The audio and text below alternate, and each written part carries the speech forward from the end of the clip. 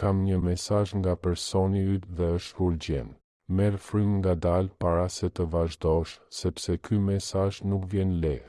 Ai erdhi përmes heshtjes, përmes distancës, përmes pendimit të pathënë dhe të arrin tani sepse koha ka rëndësi. Personi yt ka mbajtur diçka brenda vetes për shumë gjatë, më gjatë se sa dëshiron ta pranoj dhe më gjatë se sa ti ndoshta mendon. Ai nuk u zgjua një mëngjes dhe të harroi. Nuk pushoi pa pritur së kujdesuri, dhe nuk të la me të vërtet të shkosh, ashtu siç dukej nga jashtë.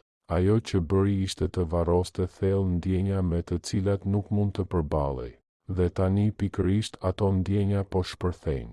Ky mesazh nuk vjen nga një vend qetësie, por nga paniku. Personi yt nuk është i qetë tani, nuk është në ekuilibër as mendërisht, as emocionalisht, as shpirtërisht. Diçka ka ndryshuar së fundmi. Ndoshta ka parë diçka. Ndoshta ka dëgjuar emrin tënd. Ndoshta jeta thjesht u bë e heshtur për një çast aq sa të ndjente sërish boshllëkun. Por çfarëdo që ishte e ka tronditur. Tani po bëhet i vetëdijshëm për një të vërtetë që e frikson. Ai mund të humbas përgjithmonë. Dhe ky realizim nuk erdhi butë. E goditi në momentet e heshtura të natës, kur shpërqendrimi nuk ndihmonte më, kur e qeshura me të tjerët ndihej bosh, kur ndihej se askush tjetër nuk ndihet si ti, pikërisht atëherë filloi urgjenca. Mesazhi që ai vërtet dëshiron të thotë, nëse personi yt mund të fliste pa frikë, pa krenari, pa ego, do të thoshte këtë. Duhej të kisha vepruar më herët. Mendova se kisha më shumë kohë. Nuk mendova se do të tërhiqeshe kaq shumë. Nuk e dija se heshtja mund të lëndonte kaq thellë. Tani ai e kupton se edhe mosveprimi është një vendim dhe se ky vendim i ka kushtuar afërsinë me ty. I vjen keq që nuk ishte atje kur kishte rëndësi, që nuk zgjodhi fjalë kur ti kishe nevojë për mbështetje, që nuk ishte mjaft i guximshëm kur kërkohej sinqeritet. Dhe pikërisht për këtë arsye ky mesazh ndihet kaq i ngutshëm. Për këtë arsye nuk ka mundur të ta thotë më herët, sepse personi yt ka vështirësi të shprehë ndjenjat, jo sepse nuk ndjen asgjë, por sepse ndjen shumë dhe nuk di si ti menaxhoj në mënyrë të sigurt. Të hapesh do të thoshte të bëheshe i prekshëm me, të rrezikoje refuzim, të humbisje kontrollin, të pranoje sa shumë të do vërtet. Kështu që ai zgjodhi distancën. Heshtjen, shmangjen e fshehur si forcë, por shmangia sjell pasoja, dhe tani ai është përballë tyre. Ai e ndjen se ti po ndryshon, dhe kjo është e rëndësishme. Personi yt vëren se ti nuk je më e njëjta. Energjia jote është ndryshe, reagimet e tua janë ndryshe. Heshtja jote peshon më shumë se fjalët. Ndoshta ende e do, por nuk vrapon më dëshpërimisht pas përgjigjeve si më parë. Dhe kjo e frikson sepse thellë brenda e di, është mbështetur shumë te durimi yt.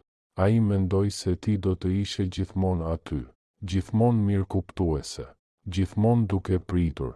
Ai nuk besoi kurrë se ti do të filloje qetësisht të zgjidhje veten, por pikërisht kjo ka ndodhur tani, dhe ai e ndjen. Ajo që ka frikë të humbas nuk je vetëm ti, është ndjesia që i jepje të ishte i parë pa u gjykuar. Siguria që ndjente pranë teje, por kur nuk e shprehu. Lidhja që nuk mund ta rikrijoj me askën tjetër. Ai e kupton se jo të gjithë dëgjojnë si ti. Jo të gjithë mbeten të butë në konflikt si ti. Jo të gjithë ndihen si shtëpi si ti. Dhe tani, me rritjen e distancës, ai shtrohet me një pyetje që nuk e lë rehat. A mos e kam shkatëruar lidhjen e vetme që me të vërtet kishte rëndësi? Kjo pyetje e ndjek. Urgjenca ka të bëjë me kohën. Personi yt e ndjen diçka që ti ndoshta ende nuk e ndjen. Nëse pret edhe pak, nuk do të mund të arrijë më tek ti, jo fizikisht, por emocionalisht. Ai e ndjen derën duke u mbyllur, qetë, butë, por kur ajo mbyllet, nuk hapet lehtë sërish. Prandaj ky mesazh është kaq urgjent. Jo sepse do të vër presion, por sepse ai ndjen se hyrja e tij në zemrën tënde po zbehet.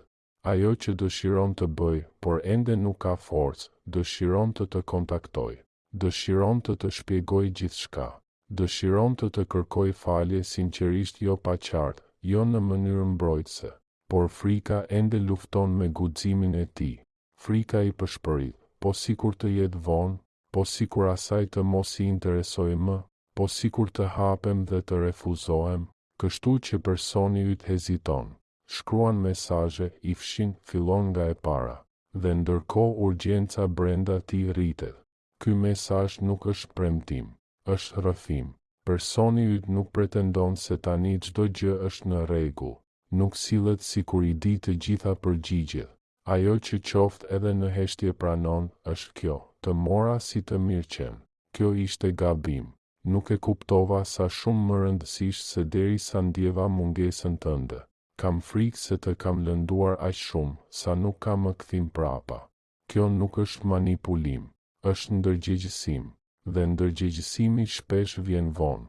Çfarë do të thotë kjo për ty? Dëgjo me kujdes, ky mesazh nuk të thotë çfarë duhet të bësh, nuk të kërkon të presësh, nuk të kërkon falje. Zbulon vetëm një të vërtetë, ti ke qenë më e rëndësishme se sa ai ka treguar ndonjëherë. Mungesa jote është më e fortë se sa prania jote ka qenë ndonjëherë, dhe lidhja mes jush ka qenë e vërtetë edhe nëse është trajtuar keq. Çfarë bën tani është tërësisht zgjedhja jote. Nuk i detyrohesh asgjë as sepse ai papritur ndjen urgjencë, as sepse ka frikë, por mund ta pranosh të vërtetën pa tradhtuar veten. Mesazhi i tij i fundit, nëse shpirti i tij mund të fliste drejt për drejt me tëndin, pa penguar fjalët, do të ishte: të lutem, më beso, ti kur nuk ke qenë e parëndësishme për mua. Heshtja ime ishte frikë, jo indiferencë.